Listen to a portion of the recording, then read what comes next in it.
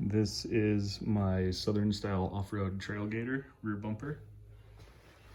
So our camp table here, in the back of it, there's cutouts for lights. Generally people do reverse lights. I decided the right side would be a reverse light because with the tire, it blocks a little bit of the light on that side, but I didn't want to add two reverse lights. I wanted to do this side as a rear fog light, and that's kind of dual purpose.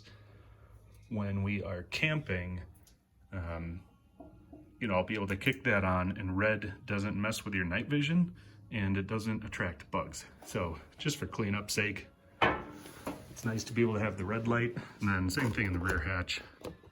These are the arc light LEDs. You can switch the colors. Got those on both sides. So red up top, red up bottom, and yeah, we'll be good to see. So the plan for wiring that light, what I wanted to do on the inside, this is the switch panel I made. That's what my fog lights are currently wired to. So I want to use this switch for the rear fog. So when I started making my dual battery electrical setup, it starts here. The starter battery, you got power that goes into a circuit breaker. Out of the circuit breaker goes around to the red arc DC-DC charger. From there, power goes out of that through a breaker into the second battery. From the second battery into a breaker, and then this guy is a Blue C low voltage disconnect. So power comes out of that, comes back into this panel. There's 5 fuse circuits, 5 relayed circuits, and then everything is plug and play circuits off the back of that. And that's all controlled by that switch panel inside. So the first step, don't mind the mess, had to rearrange to be able to get the 4Runner in here and still be able to open it the back. So this is the wiring diagram that I made when I started doing the dual battery setup. So what I'm looking for is right here. I'm gonna use this circuit, the orange wire that goes up to, there's a power and ground right to it. And then the other side is capped. So that's the one I want to use, position 8. So back on my fuse box, let's see if that'll focus. There we go. You can see fuse 8 right there. And that's this guy that I just put in there. So now we got power to that circuit. That's the orange one, which is this wire right here. That's kind of hard to see in the dark, but that's the orange wire. So moving on to the inside, you have this this wire coming through the firewall, and then there's a couple wires pre-wired, just power wires that I put. One ended up going to the fridge. One was a spare, which was the orange that I already dragged into the back. And then all the on-off powers for the switches. So there is, let me see if I can prop this light up here a little bit. So power coming in on this, it's going into the relay. The orange wires are the load side. So that's power in, power out, all the way to the back. And then the little yellow jumper wire goes from the power in, which also controls the control side of the relay. So that's power to the control side. And then on this side, the wire comes out, loops around, up through here, follows the wiring right up into here, loops around here, ties in, continues to follow the harness. That loops around underneath. That ties in right there, goes all the way up to our switch. So turn the switch on, you can hear the relay clicking on and off. So when you turn the switch on, it completes the circuit. So it comes back down, loops around, up, and grounds right there. So the power is always hot because I want to be able to use this while we're camping, not just while the truck is on. So the power goes in, always hot. The switch, the factory fog light switch, is controlling the ground side of the control circuit of the relay. So as soon as you flip that on, grounds the relay, pulls the little contact over, then you get power out the other side.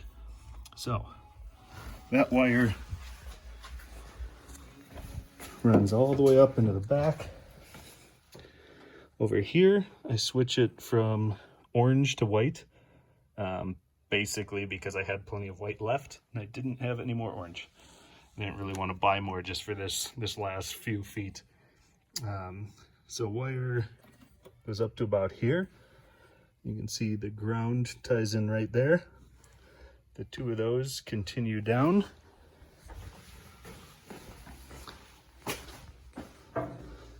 So the wires continue along. Glob a bunch of silicone, pull it through. Then continuing from underneath, comes out of there, comes down, and then right here, I have a connector going to the rear fog light right there. And then for the rest of the wiring for the other side, for example, I opted to, they tell you to go in through the, use wire taps at the tail light. I don't like that. Instead, I took apart the trailer wiring harness, tied in right there. Got a couple wires that poke out. So that harness runs across. And then there's two connectors right here. This one is for the reverse light. So that gets its power right from the trailer harness. And then this one will be for the license plate light. I haven't ran it to the swing arm yet, but that'll be where I get my plug-in right there. Power and ground are already set up. The grounds tie in, go right to here.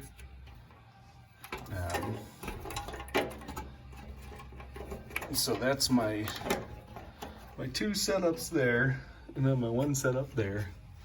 And I still have to run the rear view camera. I haven't decided what or how I want to do that yet. The kit that comes with this is, well, it's garbage. It's not a quality setup. There's like a random connector or a random wire with connectors on both ends, but that it doesn't fit anything. So you just need to cut that off to use the wiring. And it just, I don't know, it seems random. So I'm debating about which way to go, whether I want to, that's supposed to be the hole for the rear view camera, but then you lose the ability to mount anything to the spare tire. So I'm debating about one of the kits that relocates it up here, dead center, middle of the third brake light. So it's a little bit higher, a little bit more of an overview. But I haven't decided how I'm gonna go about doing that yet, what I wanna do with it.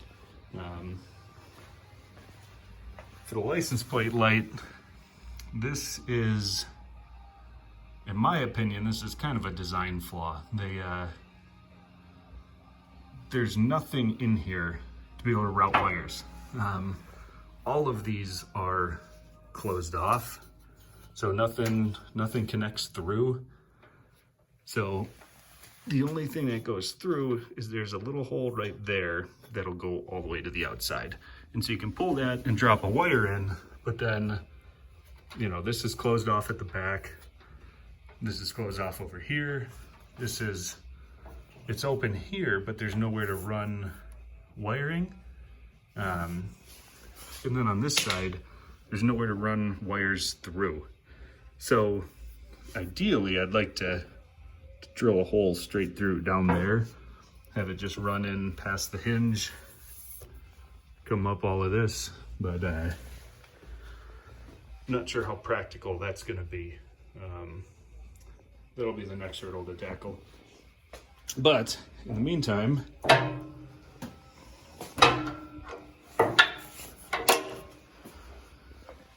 rear flog.